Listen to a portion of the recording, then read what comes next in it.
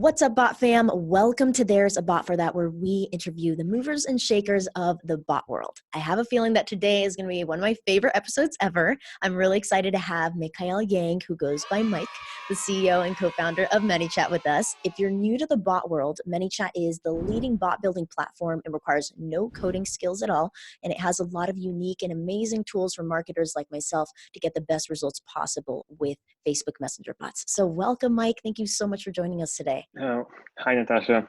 Thank you for having me. Absolutely. So the work that you guys are doing at ManyChat is really transforming the way that businesses talk to customers and their leads. And ultimately, if we look at the big picture, like you're really changing the way that modern society is interacting with each other as well as businesses moving forward. And that's a big, big deal. So I don't want this to be just a basic interview where we talk about, what ManyChat's doing, the messenger bot world, and kind of give the basics. I think that we'll be able to really deep dive into what's going on in the messenger bot world right now, a little bit about you as well and your journey, and ultimately the future of what we think this whole ecosystem is going to look like. So I'm excited to do that with you because I think you're one of the few people that I can actually have this conversation with, right? Who's kind of been in it from the very beginning, who really understands this space at such a deep level. So I'm excited for everything that we're going to cover right now. Excited on my really too. I think that you're doing such a great job educating the market about the messenger marketing and chatbots, and I could not have asked for a better host. Oh, thank you so much. That means so much to me. Totally made my day. Before the birth of Facebook Messenger bots, it seemed like you were a serial entrepreneur, right? So it seems like you founded companies like You Comedy and Banan. I did a little bit of my research. Hopefully I said those right. So what were you working on before Messenger bots, and how do you think that helped you start and scale what ManyChat has become? Yeah, we've been working on startups since I was 19 years old, since I was in college. And it was something that I always wanted to do, which is to, like, I always have some crazy ideas that I run by my friends, Yeah. and sometimes we try to make them happen. And startups that you've mentioned were like, Ucomedy was our first venture funded company. We tried to build a personalized entertainment feed. It was kind of like a mix between Pinterest, YouTube, 9gag, like where you would find entertaining content based on what you've liked and what you comment on and what you disliked. And we learned a lot. We learned how to hire a technical team, how to build a product, how to go to market. But we've done that through a lot of pain and through a lot of challenges, because we were doing this basically for the first time. And anything that you do for a first time, obviously, is doesn't come out very well very often. So we spent over 3 years building that out. We actually successfully built a community of people that actually, like, tens of thousands of people. At the peak, it was hundreds of thousands of people who were sharing this content and interacting with each other. Some of them went to the website every day of the year, even when they were sick and even when they had vacation. We had users who did that, and we created this special badge for them that was like basically 365 badge. That's impressive.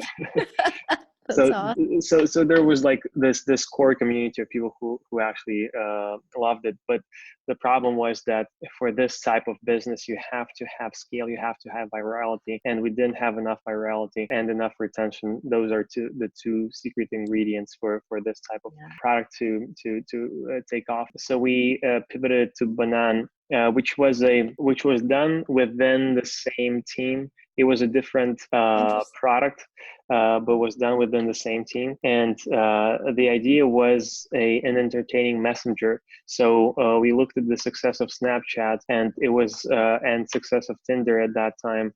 I think it was 2014. So we thought, hey, everything is changing.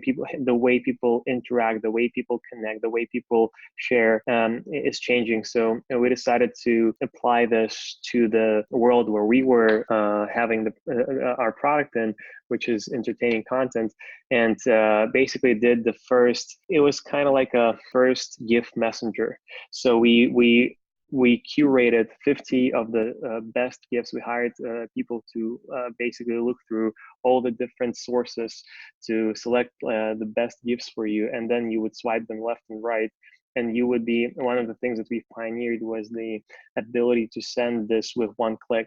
So there were, right now it's much more common, but at that point there were no interfaces where you would have a phone screen and at the bottom there will be your friends from your contact list that you could just send with one tap, without even like opening a share window or something. So that increased engagement, that increased engagement to beyond what the average on the market was, which increased the retention several times. So compared to our first product, it was like a 5x, 6x improvement.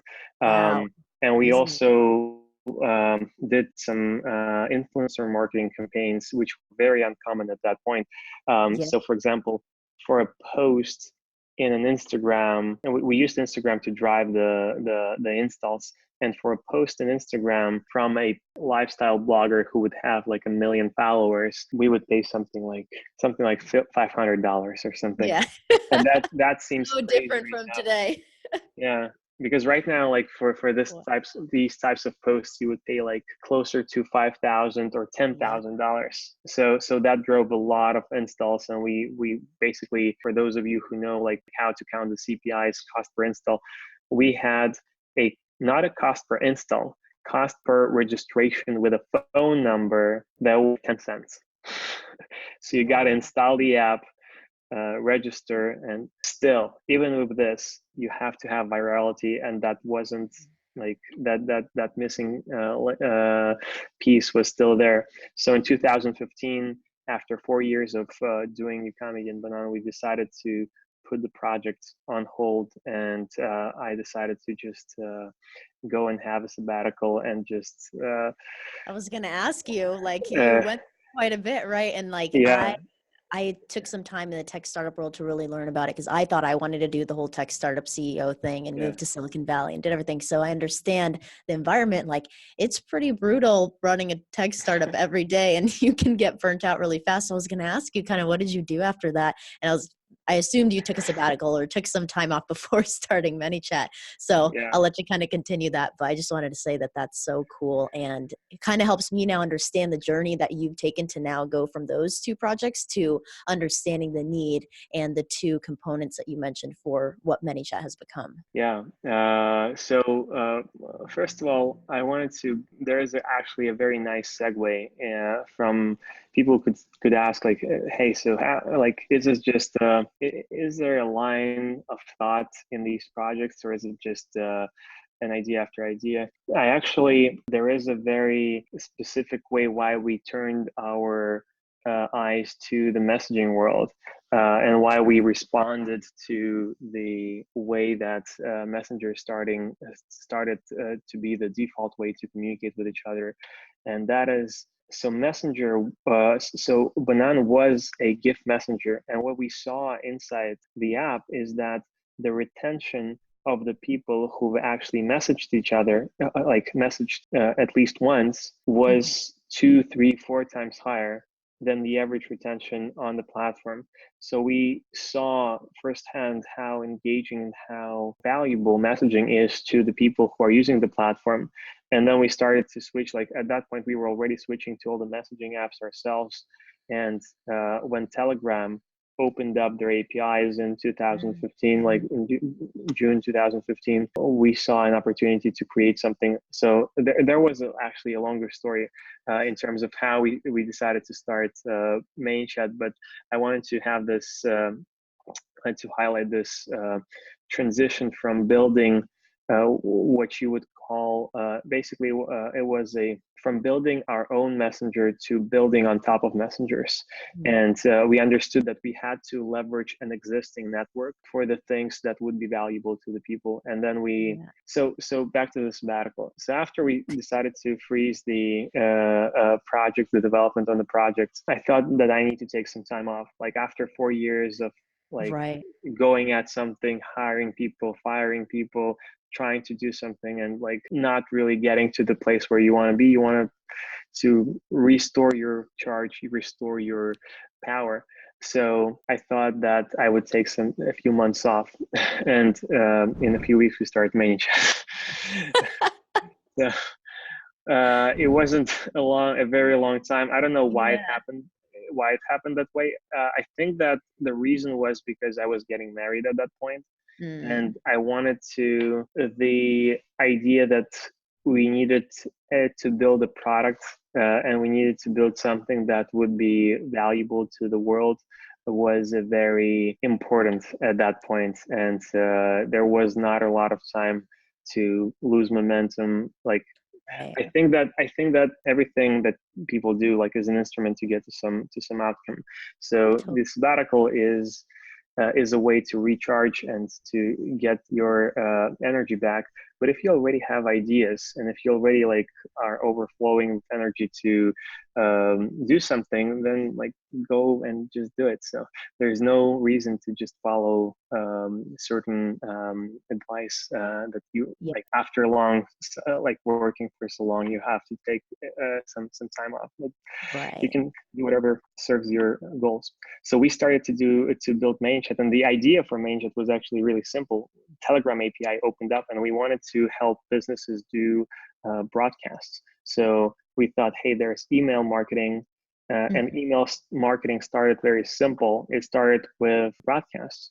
So you have something to say to your customers, you prepare an email and you send it out. Yeah. So we thought, hey, the world is changing, the way people communicate are changing. So Telegram is for a lot of people has become the default way to communicate. So how about we build a platform to broadcast through Telegram? You get subscribers on Telegram and you broadcast messages to them whenever you have something to say. So this was the basic idea, and I tried to build a bot myself. So the idea for the platform comes from that I tried to do this myself through like connecting it to the Telegram APIs, getting some Heroku dynos up and running, and the thing like after 4 hours of doing this, I'm like, this is nobody's gonna do this. Like no business has the development talent or like the time to actually like. Why would you try and build your own Mailchimp? You would pay $10 for. Right. So we started to do this, and after just a few months of this, we instantly realized that this is much more than broadcast. This is much more than just trying to send out messages. This is about creating interactions on Messenger on this new, highly engaging, highly effective channel that the customers are already using. And if the business goes there, they can actually provide support. They can actually do sales. They can do marketing. They can do Yeah. retargeting on this channel. And that's when we basically, that's the first time. 2015 was the first time we used the phrase messenger marketing platform. I Ah, still have the list. I was writing on a physical list of paper, and this was several, so 4 or 5 months before Facebook announced that they're opening up APIs. So this was really fun. And then we, with that idea, we got into 500 startups. We went right. through that, and the rest is I can dive deeper into that, but that's a tell me what level of detail you would like your listeners would be interested in, Yeah. because there's lots of stories I can tell. I'm sure there's a lot. And I think just the experience of going through 500, you could probably talk about that for hours, right? And Yeah, it's really awesome that you guys were able to do that and that this all, honestly, all the stars aligned, right? It all just kind of happened at the perfect time for you where the opportunity, as well as like where you were in terms of mental state and what you had been working on for the last 4 years, like it just all worked out so perfectly. So it's really cool to now see 3 years later how fast that has grown and how much you guys have developed. So maybe I think what would be interesting is of recent news, right? You guys have now raised over $18 million and just did in your Series A. Congratulations, by the way. thank you. That's super exciting. And so I understand that when you're fundraising as a startup, because I spent some time in the tech startup world, like the CEO has to invest quite a bit of time into raising capital, right? And more importantly, finding the right people that you want to raise from. So how did you decide that now that you've gone through 500, you guys have scaled, you have quite a big customer base of, I think, about over 400,000 businesses now, right? Yes. So at this point, how did you guys know that this was the right time to start raising your Series A? And what are some of the things that you think you guys are going to be allocating the new funds to? Yeah, that's a great question. Actually, after 500 startups, we raised two more rounds that nobody knows about. Wow. And so after 500 startups, we raised $1 million in a seed round. And actually, that $1 million was enough to get us to profitability. So Nice. all the next funding rounds were more of a way to scale a bit faster or to provide a safety net in a world that is based on the APIs of different companies, so Right. that we can navigate all of the changes that could be happening to the platforms. Because we don't want to be building a platform that like is just on this 1 year cycle of hype and then it just dies down. Well, we want to build the next generation the next generation uh, of marketing software. So, and I would even say customer communication software, because we want to Yeah. integrate marketing, sales, and support into one suite. But anyway, this is I this. love that. That's a good one-liner. For those of you guys who are watching, write that down and use that quote, the next generation of marketing software. That's an amazing one-liner. And I think that really describes what you guys are doing here. Like you said, it's a full suite. But anyways, I won't let you lose your train of thought. Yeah, we raised that million. We got to profitability. We raised another four just because when you're running a startup, you're growing your team rapidly. So we went from like 3 people in the beginning of 2016. It was just myself, my co-founder, and one employee. And we went from 3 people to 9 people at the end of 2016, beginning of 2017. And from that, we went to like 25 people by the end of 2017, beginning of 2018. And then we went like to 60 people, ending like 2018. And now That's we're like amazing. over 70 people. So when the team is growing that fast, you're scaling your expenses really fast. It's a good place to be where when your basically revenues are growing as fast as your expenses, but that also creates this point where like if you don't have the funds in the bank and something goes wrong with the revenue, like, so we wanted to provide that buffer so that we are always good for the next 12 24 months, even Yeah. if something goes wrong. And we've never had to use those funds, but I'm always conservative with the money, and I'm always like thinking like we've built such a great team. We need to make sure that we can survive any storm, any drought, anything. So Absolutely. we're really lucky so to be like growing month after month. But we know as entrepreneurs, like if you look at Apple stock or if you look at Microsoft stock, like there's ups and downs. There's always going to be things are going good, things are not going so good, etc. The question is, what is the idea behind the company? What is the idea that you want to bring into this world that is bigger than one single channel or one single feature? And I think we have that idea and we have that vision, and we want to like basically see it to come to fruition. So Absolutely. I love that. And both Kyle and I really admire the way that you run ManyChat. And it's really cool to hear kind of all the behind the scenes right now, because I didn't know a lot of these things. And now that makes me even more confident in your platform, right? Understanding that you as a founder really understand what it takes to build a company that's even bigger than what you guys are right now, of what you're turning into and becoming and changing this whole world essentially, right, with your platform and your team. So that's really awesome. And thank you so much for sharing that too, because I think that's going to be really helpful for all of our listeners and businesses, as well as individual marketing agencies who are listening to this and just want to understand more about the people behind these companies, right? Because they see ManyChat, they see Facebook Messenger, they're excited, but they're like, what do the teams behind these platforms yeah. actually look like? And are they future proofing as much as possible? Are they prepared for all these crazy constant changes that are happening? So I think you sharing that really instills a lot of confidence from the community overall in ManyChat and everything you guys are doing. So I appreciate you being super transparent with that. Yeah, well, this is we love to share how we think about this, and we want to make sure that we communicate our values and our vision.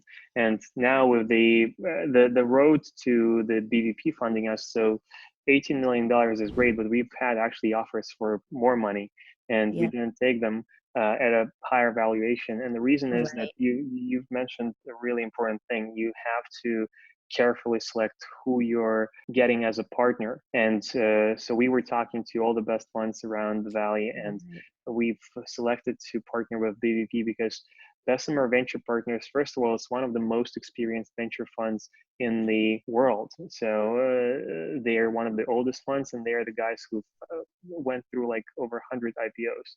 So Yeah. they funded companies like Shopify, like Pinterest, like Intercom, Wix, like companies who work with hundreds of thousands of SMBs and want to try and make their life easier. I think that's something that like we're on the this intersection of the key abilities of our two partners. So we have Alex Ferrara, and who has funded Shopify and Wix, and Ethan Cruzwell, who has funded Intercom and SendGrid and Twilio. So developer platforms on the intersection with SMB technology and Yeah. marketing technology.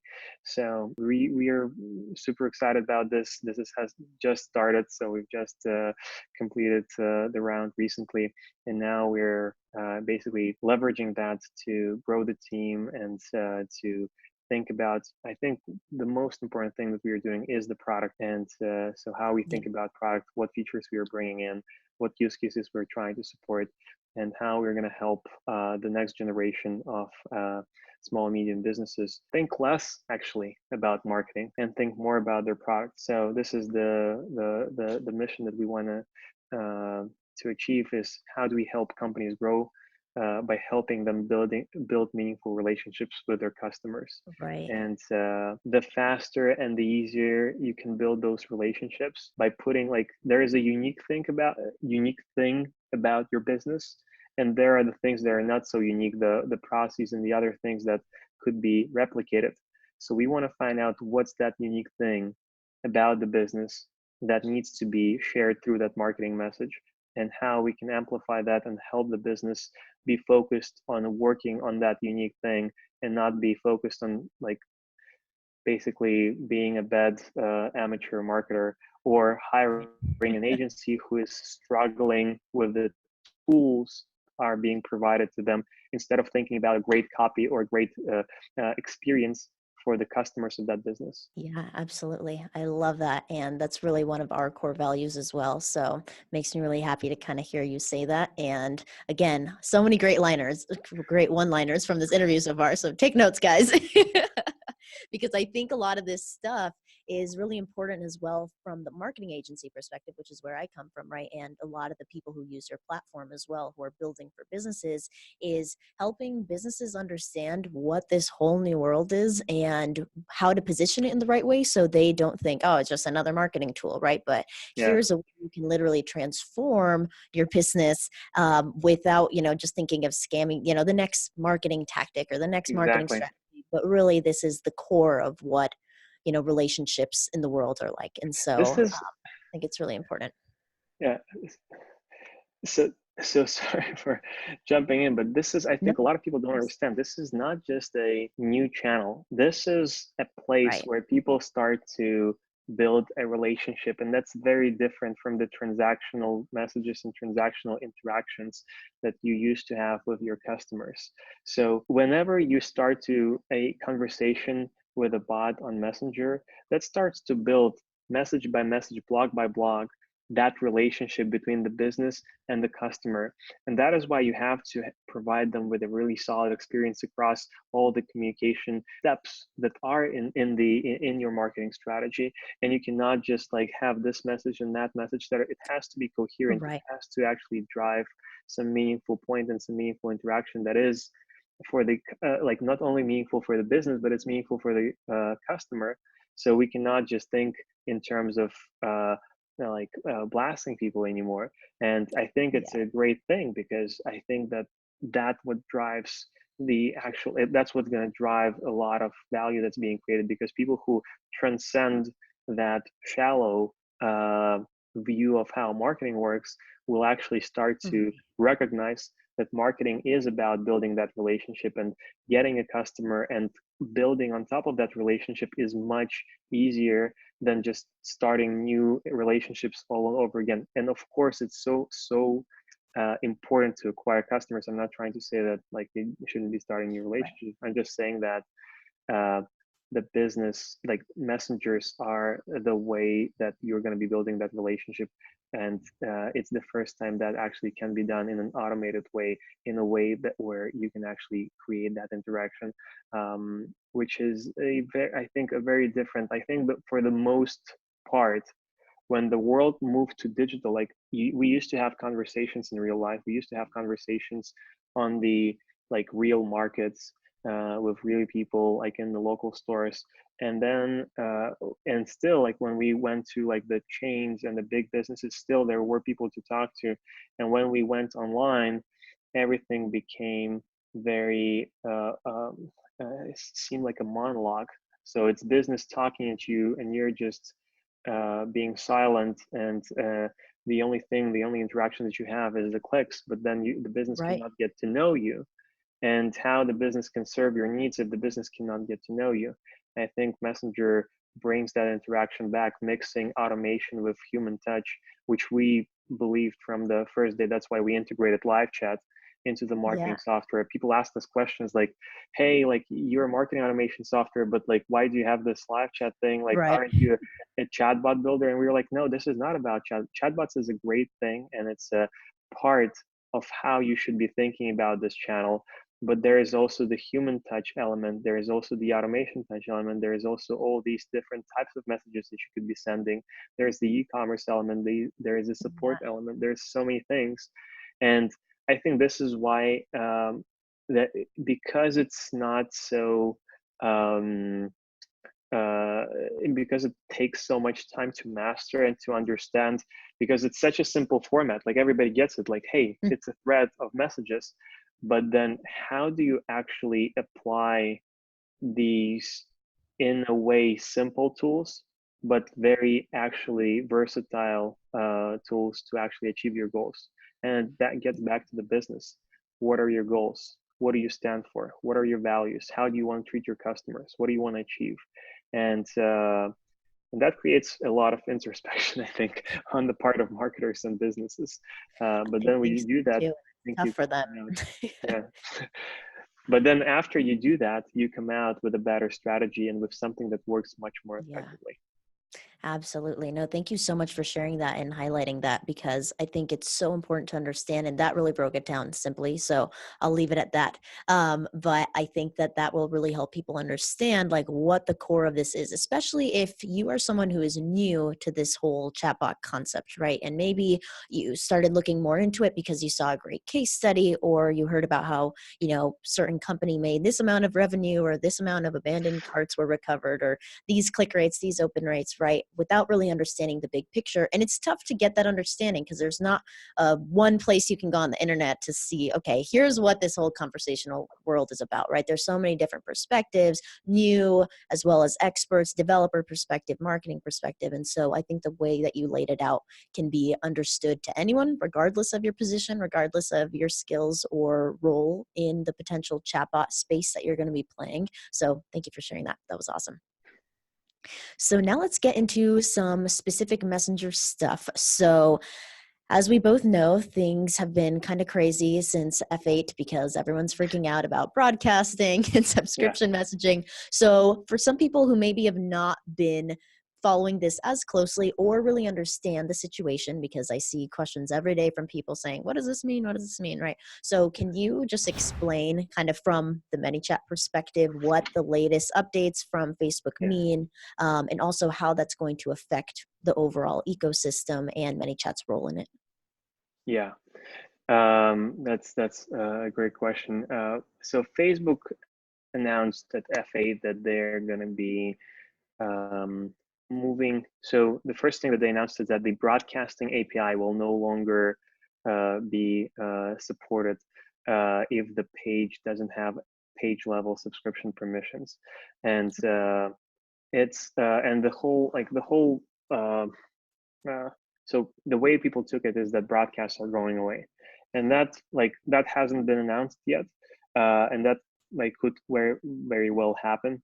The matter of fact, it doesn't mean that actually. So right now there is what subscription permission actually allows you to do is it allows you to use the what is called the non-promotional subscription message tag. So I'll have to get into a lot of technical details to actually give you a rundown on what's happening. But basically, Facebook has the 24+1 standard messaging policy, which allows the bot to send any message, promotional or not, within 24 hours of the last eligible user action, which is like user sending a message or using a button. And after 24 hours plus one extra message. So the policy is referred to commonly as 24+1. But what happens if the business wants to re-engage the person after 24+1 policy? And all of those messages that are sent after 24+1 must be tagged with a message tag, so that Facebook knows which use case you're trying to apply to this message. So there are 17 message tags as of right now. And maybe when this interview comes out, there are going to be less, but or they're going to change in some way. But there are 17 tags. There's been the list has been expanding, and one of those tags is no non-promotional subscription message tag, which allows you to send messages based on eligible use cases for that tag. There are 16 other tags like business productivity, community alert, feature update, and lots of others, event reminders. So you could look at the list of those 17 tags, and actually you can use those tags and tag like broadcast with those tags. Of course, we don't know if Facebook is not gonna change that list or something else, but Right. that's actually what's gonna happen right now. So, and let's just for a second think that okay, broadcasts did go away and Facebook changed the list of tags, and right now you cannot broadcast.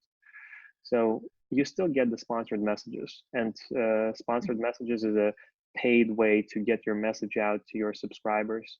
And this shouldn't be like for any business that has been doing marketing. It shouldn't be a surprise to get people's attention. You pay for it. Right. You pay for an email marketing platform. You pay for messages, for SMS messages, and now Facebook provides a way to pay for sending messages, sponsored messages, which could be promotional to the subscribers on Messenger. So I think that's a part of the equation. The other part, people say to that, hey, but email is basically free. Basically, there's you're not paying that much, so it's. And my answer to that, Right. that's great. That's a re-engagement channel. You can use email to drive traffic to your bot.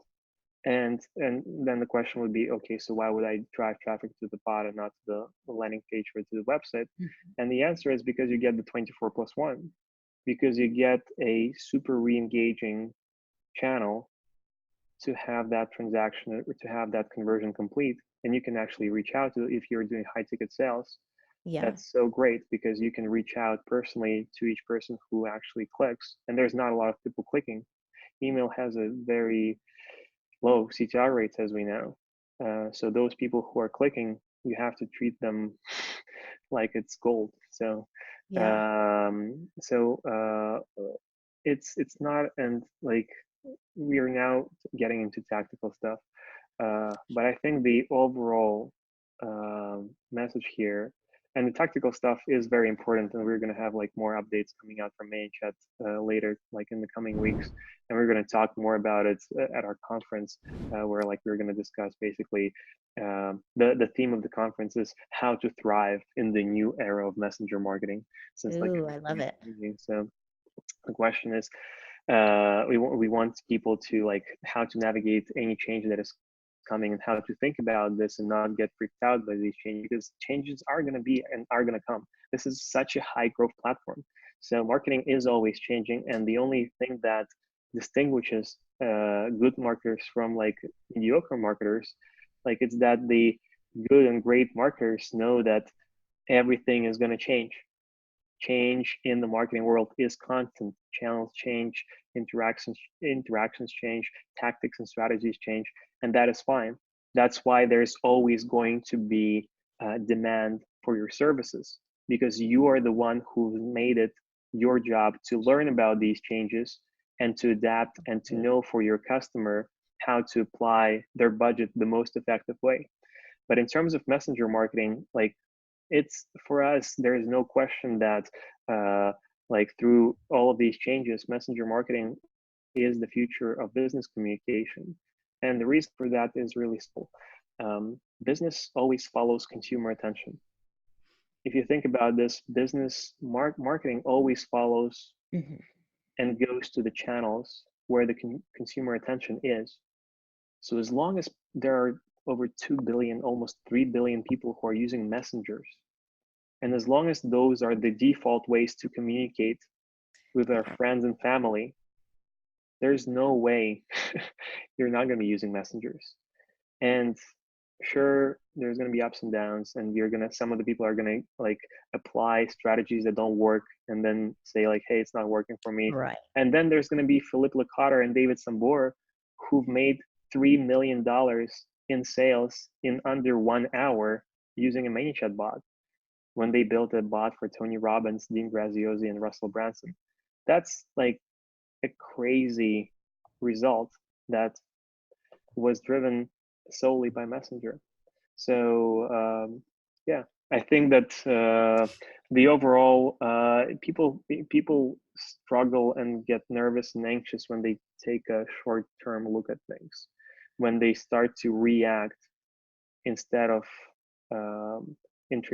instead of adapting and actually leveraging and taking those changes as opportunities, because any change like this is going to basically wipe out all the wannabes. It's going to like Yes, that's every a great way to put everybody it. everybody who's like shallow and like who's like, oh, I don't know how to use this, I'm using this for this. Sure, like it's just less competition for you. If you're a person who actually wants to, who believes that messengers are the next wave, and that's like the change is inevitable. It's like electric cars. We all know that this is the future, that in the end there is no way like we're going to be like continuing to drive climate change and whatever. We all know this is happening. Like it's only a question of when this is going to happen. So why would you be wasting your time and like learning the channels that are going away? Like Steve Jobs um, said famously that when they're making decisions, like Apple is famous for like making these ruthless decisions of like getting rid of the jack Right. for the And we're iPhone, both wearing or AirPods now. exactly, or like getting rid of USB, or like just Right. some crazy this like, and people, and I remember the interviewer asked Jobs like, so Jobs said, when people call us crazy for doing that, and the interviewer said, I think they call you uh, innovative and like cutting edge. And Jobs thought, no, they call us crazy. But and when they cut Flash, and they didn't introduce Flash to iPhones and iPad when Flash was like all like still on the top. Yeah. And now in the retrospective, it feels like an obvious decision. But if you remember those points in time, everything feels very, very uncomfortable. And you're always thinking, now this was too early. And sometimes it might be a bit too early, but this doesn't matter. What they do is they identify trends, they identify technological trends in the market, and then they look at the efficiency of those technologies. And as a company, their job basically is to make those technological bets on the behalf of consumer, and make sure that they're choosing the best technologies for that consumer and are driving the market change. And I think I believe that, like, I don't want to be like this cliche founder who like uh, idolizes Jobs or something, but I do think that Apple has gotten some things right, and they are a loved brand. And I believe that we should be doing the same. We should be identifying the most promising technologies. And Messenger is like, people would call us the like, people used to call us chatbot company. Now they're called us a messenger marketing company. We don't feel like, we understand that at the level we are with 70 people, we cannot go Yeah. after all the channels. But our vision for this is to basically become the technology company on behalf of the SMB, to help them leverage any channel that's going to be effective for their industry and for their business. And that's the future that we are looking for. And it just so happens that Messenger is one of the most effective channels Yeah. in the world right now.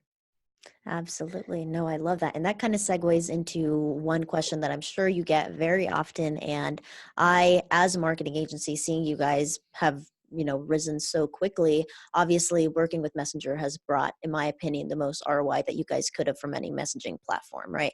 And so when you guys are looking at other messaging platforms, obviously you can't take on every single one because that would just be crazy right now, maybe in the Right now. future.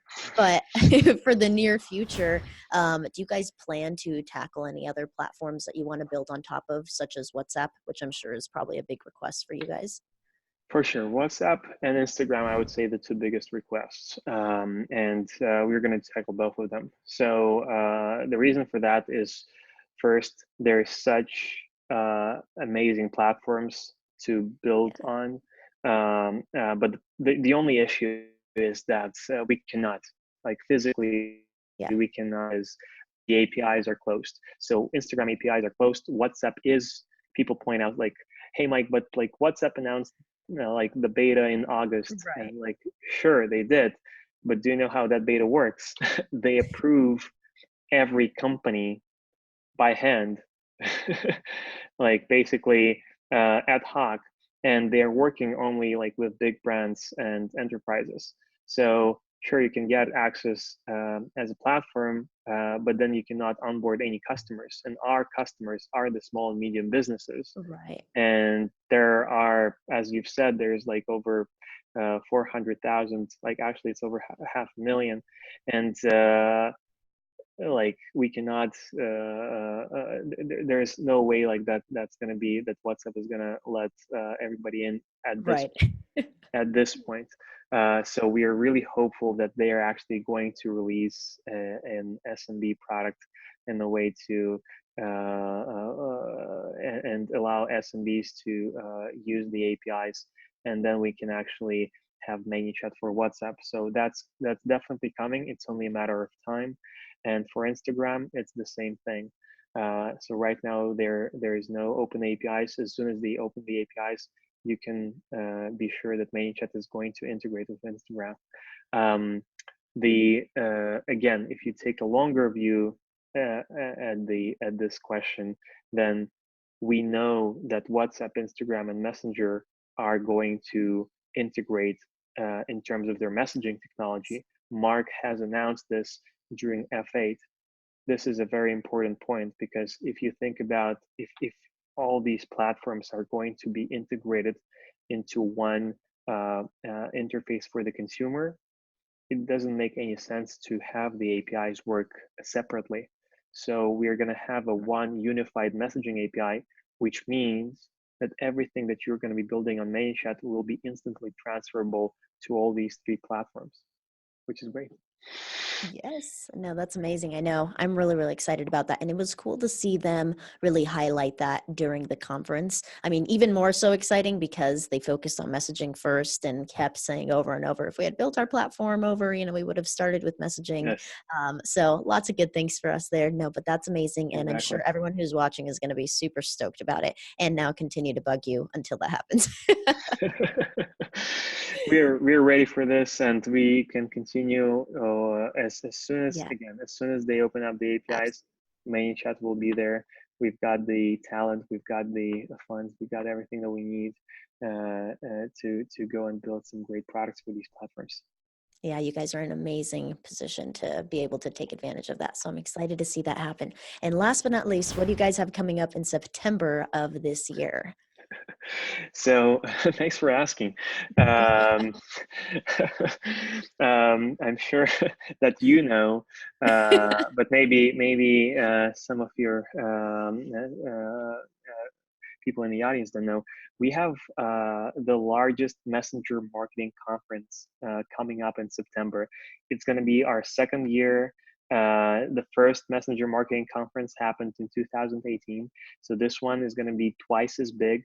And we're going to be having amazing speakers from all over the world, experts in messenger marketing, practitioners who are actually successfully executing these campaigns for different kinds of businesses and industries, teaching over like 1,000 or 2,000 people who are going to be learning from this. And then, so I just shot a video on in our community about the three reasons like That. why people should come. And I like the three reasons are really quickly. The first one, this is the largest gathering of the most advanced messenger marketing minds. The second reason is that messenger marketing is changing, and you have to be prepared for the new era of messenger marketing. As we've covered, like this is going to be one of the hot topics of the conference, and we are actually not going to only learn from ManyChat and from the experts. We're going to have actually Facebook there, who is going to talk about the platform and what they're planning and why they're doing these changes and how they should,